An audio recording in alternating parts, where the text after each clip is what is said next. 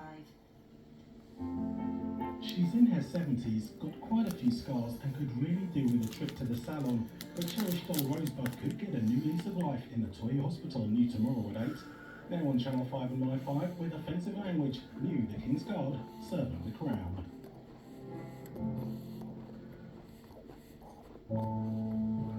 Delivering unexpected moments. Extraordinary stories, sponsored by Prestige Flowers on Channel 5.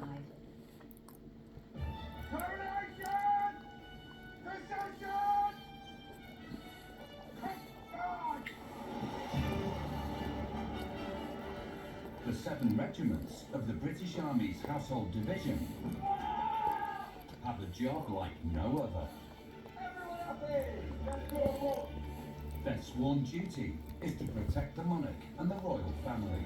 The defence of the realm, that's essentially our #1 job. They're both frontline soldiers and masters of tradition.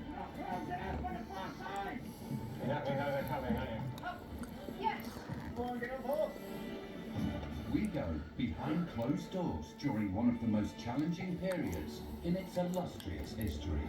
It's a bit crazy trying to speak to everybody when there's so many people on the streets, but you know, that is London. Following them on overseas operations and getting ready for war.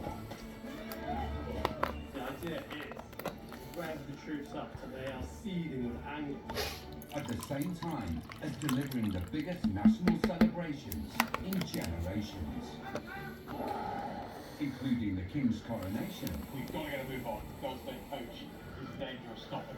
And that's a mission failed. And his first trooping of the colour. To some people it will seem absolutely ridiculous, but there is nothing that fills you with as much pride.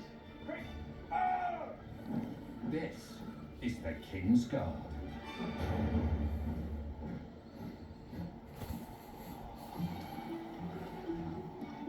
The Household Cavalry is the most senior regiment in the King's Guard. As the monarch's official bodyguard, their iconic look is recognised across the world. The cavalry consists of 2 distinct regiments, with a fierce rivalry going back to the 17th century. They're known as the Life Guards and the Blues and Royals. Both regiments are steeped in centuries of tradition, retaining their own unique regimental uniforms and customs. One way to describe the difference between the Life Guards and the Blues and Royals is that people generally think about the Life Guards as being tall and professional, and think about the Blues and Royals as being good-looking, charming, get all the girls. The Household Mounted Cavalry have recently appointed a new commanding officer. So the Household Cavalry is totally unique in that it has this completely equine state ceremonial role that nobody else has. Despite being a Blues and Royal, Lieutenant Colonel Matthew Woodward is now custodian of both regiments' unique traditions. It's written into the rules that Life Guards may have their dogs in the dining room and Blues and Royals may not. So I'm spending time trying to coach my dog not to go to the dining room. You'll note that Mungo, my dog, being the well-trained Blue and Royal over the years, does not come into the dining room, unlike the poorly trained Life Guard dogs, which are, of course, allowed into the dining room. Mungo. Good boy. Everybody in the Household Cavalry will dine in black tie every night. But people do wear some things to maybe jazz up their outfits slightly, so you'll see a lot of people wearing crested slippers, perhaps. 3 magnificent types of slipper here. On the right, Jamie, good looking, Blue and Royal, sporting the 105 Equine slippers. Stu, very straight, a little bit special. In the Life Guards, wearing beautiful red velvet slippers that are no fun. And then we have Jed, despite being Blue and Royal, has these magnificent silver slippers given to him by an Afghan warlord, in which he cuts quite a dash in the mess, wowing all before him. Unfortunately, they're 2 different sizes. Whilst some of the traditions might seem ridiculous to an outsider, we're really proud of our heritage and traditions here. We try to keep as many alive as possible so that they'll endure into the future. Traditional cavalry officers' messes don't have a bar, and so we're very fortunate to have an area where things can be made and then brought out to us on a tray. And you see Trooper Evans doing a magnificent job keeping us all watered in our hour of need. Right, let's go, shall we?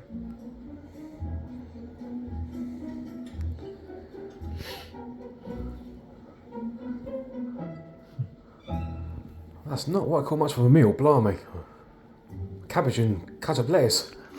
The royal family have been guarded by cavalry soldiers on horseback since 1660. Hoping to follow suit is the next generation of trainee troopers at the cavalry's riding school. Bring your leg back up and over for me. We have 2 hands back, we've got Pommel Bennett and the other side. We're currently halfway through a 14-week riding course. There, well done. This riding course is one of the hardest to pass in the British Army due to the risk of injury. Intent on graduating is Officer Charlie Carr-Smith Go, keep going, keep going, keep going. and Trooper Sam Taylor, Yes. both badged in the lifeguards. If they're able to pass the course, Charlie and Sam will be expected to ride on ceremonial state occasions. Over the first 6 weeks, they've learned how to trot, canter, and fall off correctly. That's very good. But today is the part of the course that makes every recruit quake at the knees. The jumps. Jumping adds more challenge. The horses enjoy it a lot more than they do flat work, so you have to almost fight their enjoyment as well. Some of the weaker people might get quite upset, but I think I always say the best thing to do is to fall off a couple of times. As long as you don't get hurt, you sort of learn from your mistakes, and from there they should progress and catch all the rest of the ride. Until 6 weeks ago, Charlie had never ridden a horse. But he's driven by a sense of family pride to pass the course. My grandfather was a Major General. Oddly, when I started at Sandhurst, my father was the commander of Sandhurst. Sort of like the headmaster, which was a very strange little dynamic. Charlie and Sam have 3 weeks to master how to jump. Failure means repeating the entire course. Sir, when you're ready, off you go. And steady, steady, steady, steady. Look at the jump, steady. Now leg, leg, leg. Then back to trot. Oh. Yeah, sorry, sir, that's my bad. Next, shoulders back, shoulders back.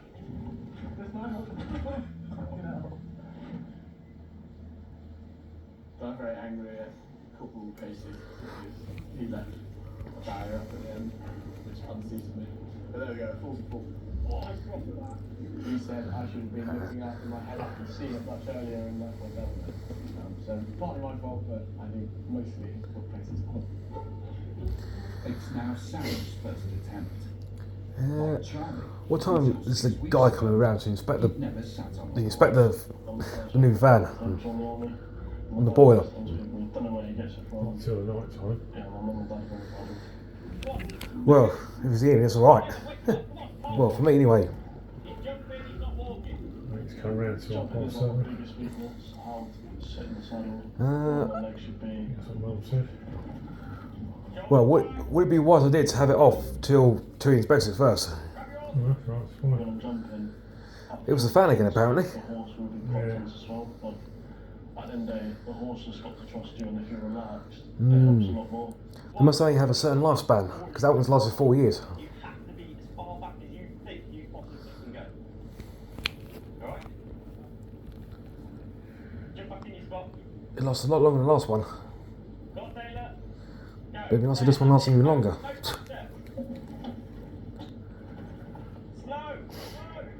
He's off. Right, Taylor. Coming off a couple of times, in my head, I was like, I need to do this, I need to get through it. But when you come off, it's quite a daunting experience, I found. Even on sand, it's still painful. It's me a drop there for a full-grown horse. It's just a constant battle with, I lose confidence, I don't trust the horse, and it just feels like I'm battling with myself to get on with the job. To reach the standard required, Sam must dig deep. He has 2 weeks to get up to speed before facing the regiment's commanding officer at assessment.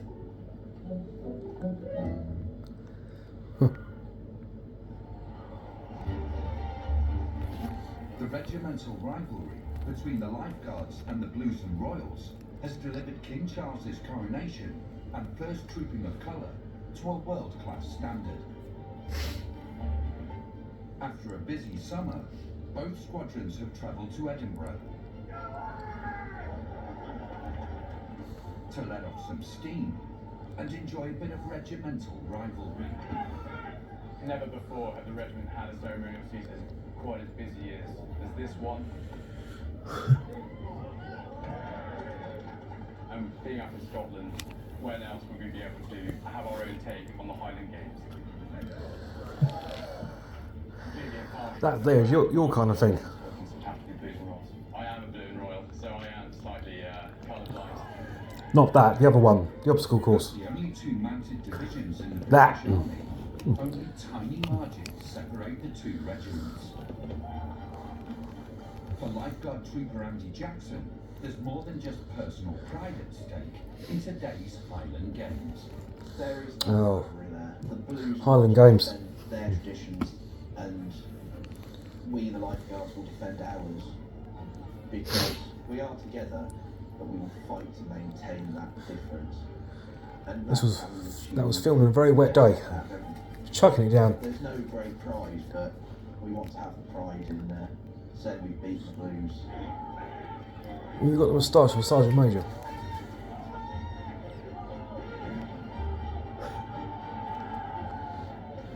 He always comes up over the Blues. Even when they beat us, we're still better.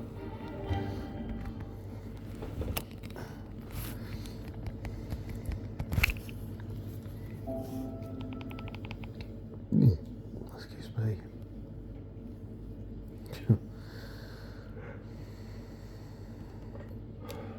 Trench warfare. 155.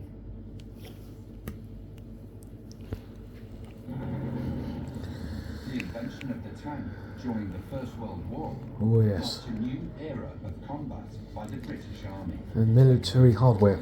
Its purpose was to overcome the challenges of trench warfare. Now, a century on, the Army has spent billions of pounds on a new high-tech fleet of tanks for the King's Guards. The Ajax is the regiment's new state-of-the-art reconnaissance tank. It's equipped with a 40mm cannon and fully digital sighting system. Jesus.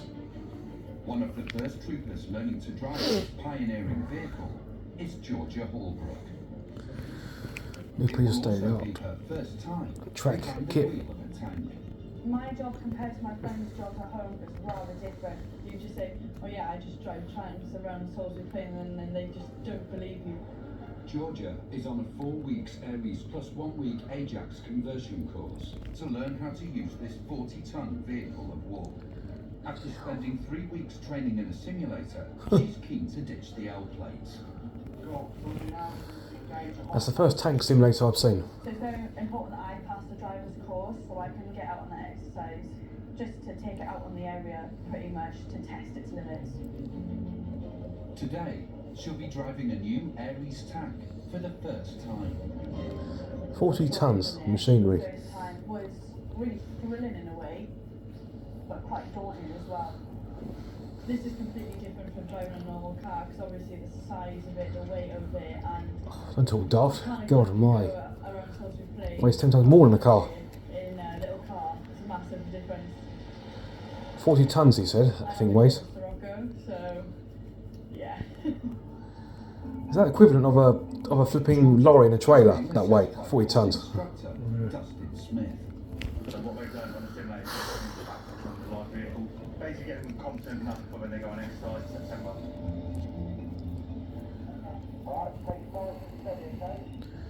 Her first critical test is to navigate this multi-million-pound tank through forest terrain.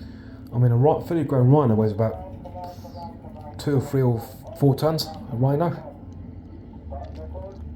A 40-ton tank. As was quite daunting seeing all the trees quite close together. Straight up, straight up. Come on, stop. Oh! It was sort of a heart and mouth moment because you crashed into a tree and you're like, how I failed this course. Depends if you damaged it severely, I suppose. In Knightsbridge, the commanding officer of the Household Mounted Cavalry has only been in his new job for a month. But now faces the biggest ceremonial operation of his career. It's Matthew's duty to oversee King Charles's first official state visit of the year. The King is welcoming the Republic of Korea, a country renowned for its ceremonial excellence. The President will have seen and will really understand what good looks like, and so I have no doubt he'll be watching and judging what we're doing. I think every state visit is special in its own way, but it's a really important one for the King, and therefore for us, the regiment. Their first impression of UK PLC, if you like, is us on parade, and the President will be invited to inspect the front row of Foot Guard. So absolutely, it's a no-fail, it's an activity. As he squeezes into his uniform for the first time, Matthew's getting ready for his date with the Korean President and First Lady. His tunic is entirely hand-stitched lace with gold braid and worth thousands of pounds. Well, I put the uniform on, yeah, it's super special. I mean, it's the same uniform that people have been wearing for the last couple of hundred years. If you look at old paintings, everybody who was doing this job was wearing this same uniform. And so, it's really special. Part of this ongoing history of this regiment. It's totally unique in what it delivers. And so, I'm very... It's a historical uniform. Very humbled and privileged to be in charge of it. And to be the next part of its generation. As troops form up outside his office, Doesn't look right. time's running out for his adjutant Jamie Bruce Crampton to check his tunic braiding hangs correctly. Hang on. No. People wouldn't normally get to see us preparing in this intimate way for these kind of parades, so it's unusual to have this kind of access to be in this office seeing this happening now.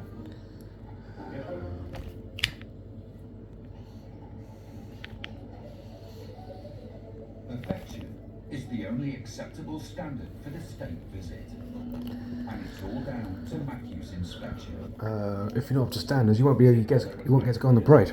We're on the show here, and I think it's also You could be sent to conflict. recognition to the individual who spent a lot of time and energy preparing their kit. Sets the home front. If you're not up to standards, you won't get to go on the display on the parade road. Household Cavalry has preserved its regimental traditions since the 17th century. Yeah. But it's had to keep an eye on the future too. In 2016, female soldiers were officially allowed to join the regiment. Following in this new tradition is 22-year-old cavalry trooper Georgia Holbrook. It's her first lesson in the Army's new Ajax tank, but having hit a tree, her future hangs in the balance. It's a lot different looking at through the simulators and actually driving on the roads when there's live cars. Practice makes perfect, I suppose. The tree, on the other hand, has seen better days. That's a damage equivalent from a 40-ton vehicle. It's going to happen now, but it's actually in real life where it can cause a lot more damage, a lot more injury to the personnel and that. It's essential that Georgia passes the next stage of the course, the cross-country test.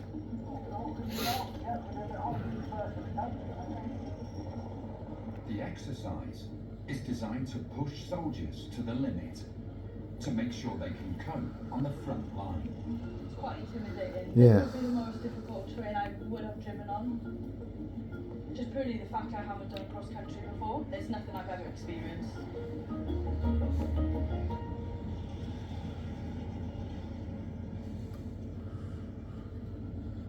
we literally do the access, okay? Well, so how are we going to do this then? You're going to first gear? Yeah. The handbrake off and accelerate up, okay? Start advance. Georgia is ordered to ascend this jaw-dropping incline and stop the 40-ton machine at the halfway point. You're going up in this huge wagon, and as you're going up, all you can see is the sky. But I was like, sort of scared moment, like I was not up for it one bit. Oh, so what pathway? Oh, so what is every now and then, okay? Or it's a real bit weird, but can't be alright, okay? Okay, I can't hand over it, that I'll be alright, okay? Okay.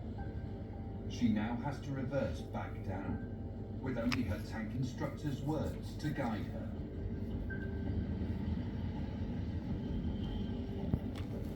When you're going down, you're like, oh god, no, sort of situation. You're relying onto your commander, and you want to show your commander that you're confident as a driver to do these sort of tasks when it comes and when it needs to be done. She's made it to the bottom successfully. Now the final test is a nerve-wracking 40-mile-per-hour climb.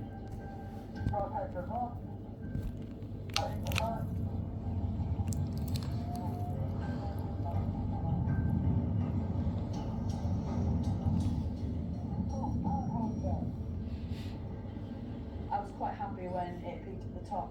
Just to be able to see stuff again was a really nice feeling. Georgia's risen to the challenge and passed the course.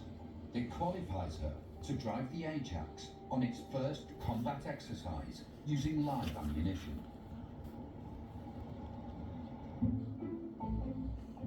Further up the chain of command, Colonel Matthew Woodward is dealing with a different type of pressure.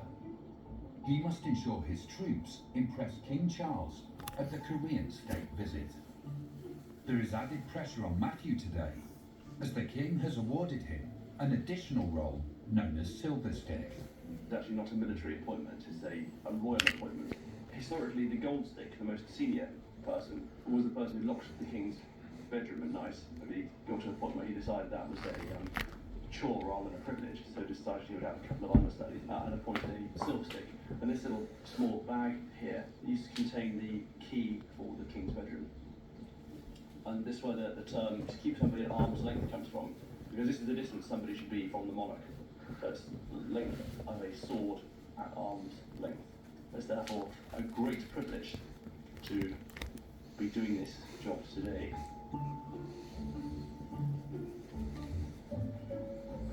But before they can set off, new commanding officer Matthew Woodward performs a final inspection. This is when the game face goes on, because now this is the start of the parade. So, how's everyone this morning? We're all high.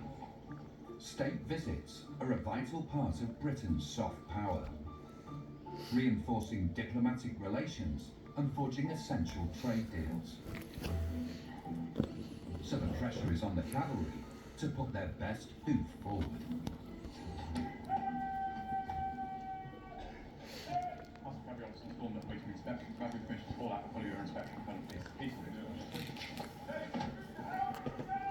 Morning.